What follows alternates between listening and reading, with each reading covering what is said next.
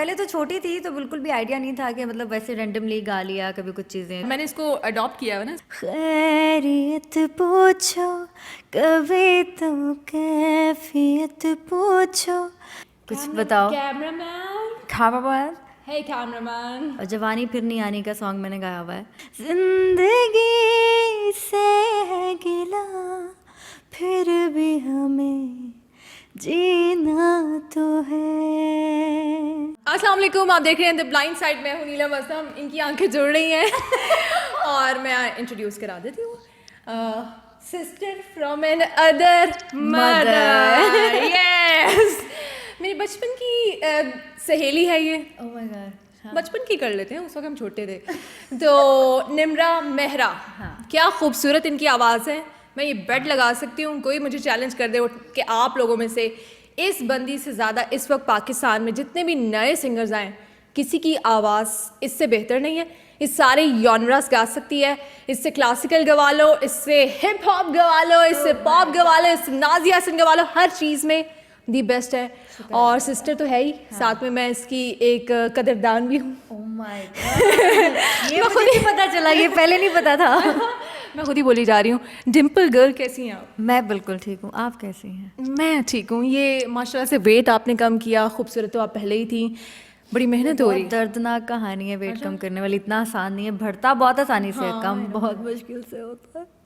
मेरे साथ भी ऐसा ही हुआ है कुछ। अच्छा निम्रा, ये बताऊं कि अभी पाकिस्तान में कोरोना की वजह से कितने मुतासिर हुई है म्यूज़िक इंडस्ट्रीज, शोज़ वगैरह?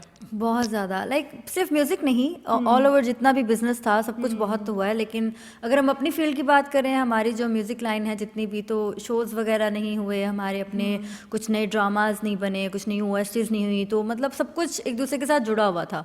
तो जब वो सब कुछ नया बन नहीं रहा था तो वैसे हमारा काम भी नहीं हो पा रहा था। तो एक 6-8 माह का अरसा, या अब तो कह रहे पूरा साल का ही अरसा ऐसे ही गुजर गया और कुछ भी नया नहीं हो पाया। पर अब उम्मीद है कि साल एंड होने वाला है और आने वाले साल में बहुत कुछ अच्छा होने वाला है, और उम्मीद है कि अच्छा रहे अगर ये कोरोना हमारी जान छोड़ दे तो। अच्छा निम्रा, ये बताओ कि ये सिंगिंग का जो पैशन था, ये एम्बिशन था, ये कैसे लाइफ में आया, कैसे चूज़ किया सिंगर बनना?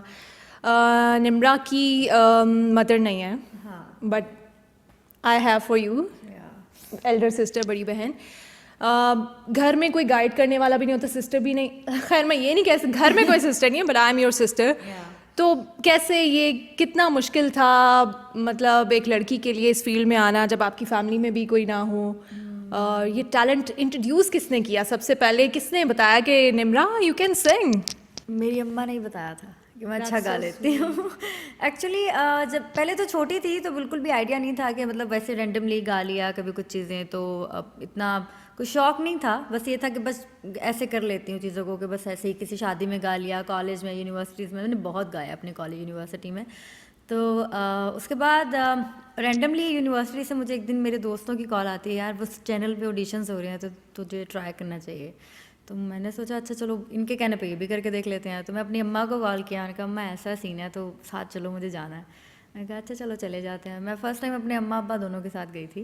और ये 3 साल पहले की बात है, तो बल्कि अब तो 4 साल हो गए। हाँ, तो बस वहाँ पर उसी चैनल में जो वहाँ पे उनके जजेस थे वो सनम मारवी, जो कि हमारे मुल्क का बहुत बड़ा नाम, और अली अब्बास साहब जो बहुत अच्छे सिंगर हैं, वो दोनों जजेस थे। और उधर वहाँ पर सब सीखे हुए बच्चे, सीखे हुए स्टूडेंट्स जिन्होंने क्लासिकल सीखा है, जिन्होंने प्रॉपर सिंगिंग सीखी है, वो सब थे। और मैं तब बिल्कुल जैसे कहते हैं ना कि कुछ नहीं सीखा हुआ, घर से उठ के आके बस आज गा देना है, वो वाला कॉन्फिडेंस लेकर आई थी मैं। और मुझे यकीन ही नहीं हुआ जब मेरी फर्स्ट पोजीशन आ गई। And I am square like नहीं सीरियसली मैं, मेरा नाम है ना, मतलब निम्रा कोई और तो नहीं बैठी हुई यहाँ पे। तो वो एक बहुत मज़े का था। और मुझे सबसे पहले जो पहला ब्रेक था मुझे दिया अली अब्बास साहब ने। अली अब्बास जो कि हमारे बहुत अच्छे सिंगर हैं, उन्होंने मुझे पहली बार एज आ फीमेल लीड सिंगर पीटीवी का शो में गाने का मौका दिया। और उसके बाद फिर चीज़ें आगे चलती रही। ओएसटीज वगैरह भी अब सब, अब मूवी सॉन्ग्स ओएसटीज हो गए। मूवी सॉन्ग्स कौन से गाए हैं हमारे व्यूअर्स के लिए बताओ? यार जवानी फिर नहीं आने का सॉन्ग मैंने गाया हुआ है, ये इश्क हुआ जो तारी तो फिर क्या दुनियादारी। ओह my God, that is one of my favourite Pakistani movies. और व्हाट एल्स? मतलब आगे तो चलते रहते हैं, कुछ हम लोग रफ करते हैं ना, ये बहुत पीछे की चीज़ें होती हैं, ये आपको समझ भी नहीं आएंगी, बैकेंड पे बहुत कुछ चल रहा होता है और फिर आगे आते आते आते आते बहुत कुछ बदल भी जाता है। तो ये सिर्फ जो दिख रहा होता है एक्चुअली वैसा नहीं होता, ये तो नीलम आप भी मानोगे। एग्जैक्टली ऐसे ये जो पीछे एक बैकेंड पे पूरी स्टोरी चल रही होती है, ये बहुत डिफिकल्ट होती है। और मैं ये ज़रूर बताना चाहूँगी क्योंकि मिसकंसेप्शन है, मैं मीडिया में जब मैं आई उससे पहले शायद मेरे जहन में बहुत सारे मिसकंसेप्शन थे। मैंने मीडिया के लोगों को, मैंने शोबिस के लोगों को जितना करीब से देखा है, जितना करीब से समझा है, मैंने उनके अंदर बहुत बेहतरीन लोग और बेहतरीन इंसान भी देखे हैं, उनमें बहुत बेहतरीन रूहें भी मैंने देखी हैं, उनसे मैंने कनेक्ट किया है। और जो लोग कहते हैं कि शायद जो शोबिस का जिस पे टैग लग गया या कोई सिंगर है या कोई न्यूज़ में आ गया, बुरा बना है कि नहीं ये तो बहुत बुरी होगी इसका, या वो लड़का है या लड़की, आई डोंट नो, पर लड़की को कुछ ज़्यादा वो किया जाता है, काउंटर टाइप पे लाया जाता है कि नहीं ये बुरी हो सकती है। तो मैंने बहुत बेहतरीन लोग देखे हैं। लाइक मैं, अगर आप किसी को बहन कहते हैं या किसी को भाई कहते हैं, दैट मीन्स कि आप उसको इज्जत इसी पे बिल्कुल उसका मान भी रखते हैं। Exactly. लेकिन हम किसी को इस चीज़ पे नहीं कर सकते जज के यार ये मीडिया का तो बुरा है। डॉक्टर फील्ड में भी लोग बुरे होते हैं, Exactly. स्कूल में भी तो बच्चे बुरे होते हैं। हम मतलब हर फील्ड जहाँ भी देखेंगे अच्छा बुरा इंसान, तो ऑफिस में जहाँ आप लोग जॉब करते हैं वहाँ भी बुरे होते हैं। तो हम किसी को इस तरह से जज नहीं कर सकते हैं कि ये एक जगह ऐसी है यहाँ पर ही बुरा हो सकता है। तो बुरा बंदा हर जगह हो सकता है, अच्छे और बुरों की कैटेगरी हर जगह पाई जाती है। मेरे ख्याल से निम्रा, जो हम लोग होते हैं ना लाइक मीडिया में या जो शोबिस में, उनके ऊपर बर्डन आ जाता है, बर्डन ऑफ प्रूफ। मैक्सिमम लोग इस जिम्मेदारी को समझते हैं कि अब हम पे लोगों की ज़्यादा नजरें होंगी, they will look up to us, और वो ढूंढ रहे होंगे चीज़ कि इसकी कोई कमी कोई वीकनेस मिले, हम उसको उछालें और बोलेंगे ये देखें जी इसीलिए तो हम कहते थे। फिर हम ज़्यादा केयरफुली चीज़ों को लेकर चलते हैं। एनीवे, हम इतनी सीरियस बातें क्यों कर रहे हैं निम्रा? हमने कभी की है मेकअप रूम में इतनी सीरियस बातें? एनीवे, कुछ बहुत प्यारा सा सॉन्ग सुना दो जो तुम्हारे दिल के बहुत करीब हो, या आजकल तुम जो गा रही हो। आजकल मैं गा रही हूँ, लाइक ये तो हर बंदा ही गा रहा है आजकल, लेकिन मुझे बहुत अच्छा लगता है। बहुत सॉफ्ट सा सॉन्ग है, पर लाइक हर बंदे के दिल का हाल होता है कि कोई इस तरह से मतलब उसको करे। किस तो तरह से? इस तरह से अच्छा खैर, हम थोड़ा सा गुनगुना देते हैं, मुझे इसके प्रॉपर लिरिक्स नहीं आते हैं, बट हम फिर भी कोशिश करते हैं।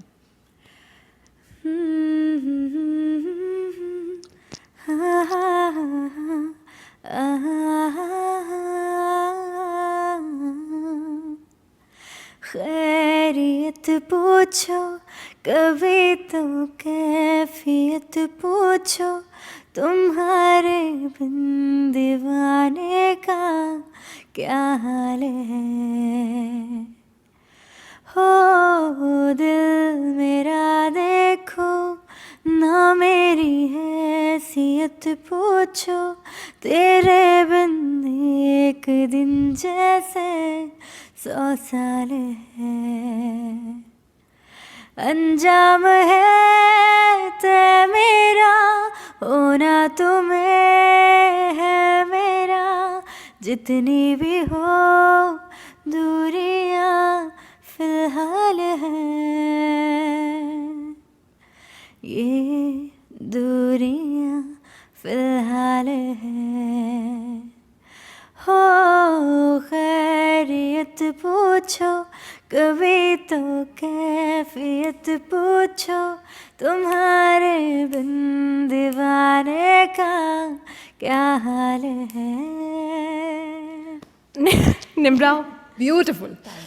ये सॉन्ग शायद तुम्हें पता हो, ये जो मेरे कैमरामैन हैं इनका बहुत फेवरेट है और ये अक्सर ये गाते रहते हैं, और ये हमारा बहुत फेवरेट सॉन्ग है। हम जब भी वेले बैठे होते हैं ना, आपका कैमरामैन और कुछ भी बहुत गाता है, ये हम इसको बहुत अच्छे से जानते हैं। वो वाले मुझे टैलेंट्स नहीं पता। हमारा कैमरामैन इतना अच्छा है कि ये सब काम कर लेता है, ये मेकअप भी कर लेता है, ये गा भी लेता है, ये गवा भी इसकी लेता है, मंगनी भी हो गई है। इसकी मंगनी हो गई, ये सबसे बड़ी बात है, इसने मंगनी कर लिया और बताया तक नहीं ना। नहीं बताया है, मिठाई भी खिलाई है।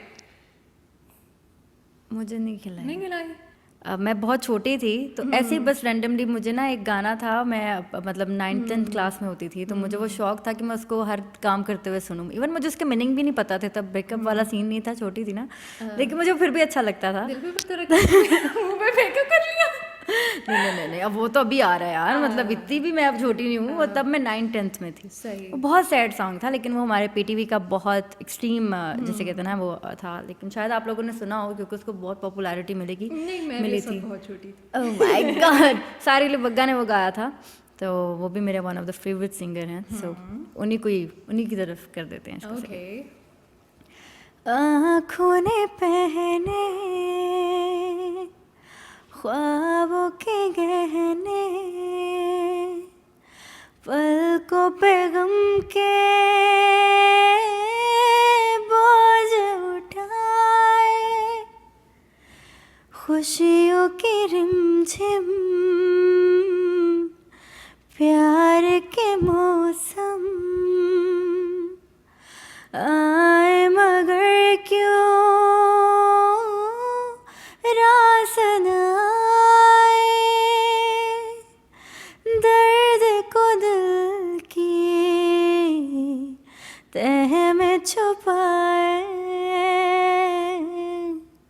जिंदगी से है गिला फिर भी हमें जीना तो है, जिंदगी से है गिला फिर भी हमें जीना तो है। ये बहुत मोटिवेट करने वाला सॉन्ग है। Beautiful, very soulful. हाँ, मतलब जब आप इसको गा रहे होते हैं, जब आप इसको सुन रहे होते हो ना, तो हर इंसान की ज़िंदगी में थोड़े बहुत मसले या कुछ हो जाते हैं, तो इस गाने को सुनकर मुझे हर बार फील होता था कि नहीं, मतलब कोई बात नहीं, जीना है भाई, कुछ भी हो जाए। अच्छा, एंड में कोई मैसेज जो कि अम्मा ने दिया हो जो याद हो और अभी उसी को फॉलो अम्मा, मैं जब भी अपनी अम्मा की बात करती हूँ बहुत इमोशनल हो जाती हूँ, because she is my best best best best friend. और हमारे में माँ बेटी वाला तो एक सीन था ही, लेकिन मुझे लाइक एक बेस्ट फ्रेंड वाला ज़्यादा था, और उनके जाने के बाद मुझे कमी बहुत फील होती है। सो वो मुझे हमेशा कहा करती थी कि हर इंसान को जो भी आपकी ज़िंदगी में आता है, जैसे कि हम किसी भी अननोन लोगों से मिलते हैं, तो उनका ये हमेशा ये होता था कि कभी किसी को देख के अचानक से अपनी परसेप्शन सेट मत कर लेना, हमेशा उनसे मिलना, उनको देखना। फिर क्योंकि मैं लोगों से डरती थी काफ़ी, मैं किसी अननोन लोगों से मिलती नहीं थी, मैं बात नहीं करती थी, तो मुझे लगता था ये भी ठीक नहीं है, ये मैं इससे बात नहीं कर पाऊँगी। तो मुझे हमेशा समझाया करती, तो कहती दूसरों को भी ये बोलो कि हमेशा किसी को पहले मिलो, उसके बाद अपनी परसेप्शन सेट करो। ऐसे ही बस रैंडमली किसी को देख के कि यार इसने मुझे देखा नहीं, इसने मुझे जाना नहीं, तो बस ये बुरा है, तो ये थोड़ा गलत है। तो मैं आज ये जो बात है, मुझे मेरी फील्ड में, मुझे मेरे बहुत सी जगहों पे बहुत काम आती है। और मैं आप लोगों को भी ये कहूँगी कि ज़िंदगी में कभी भी किसी को देख के परसेप्शन सेट नहीं करनी है, उनसे मिलें, उनसे बात करें, उसको जानने की कोशिश करें, उसके बाद एनालिसिस करें कि यार ये जैसा आपने सोचा था वैसा ये है भी या नहीं। तो खुद से कुछ नहीं करना, ये मुझे मेरी अम्मा ने सिखाया था और मुझे बहुत काम आता है, अब मुझे आगे भी आने वाला है। बहुत खूबसूरत मैसेज, और स्पेशली मीडिया के लोगों के बारे में कोई परसेप्शन टीवी पे देख के ना बनाए। बहुत शुक्रिया, बहुत सारी दुआएं। सितारा बनना है तुमने आसमान का, वो जो सबसे ज़्यादा चमकता है।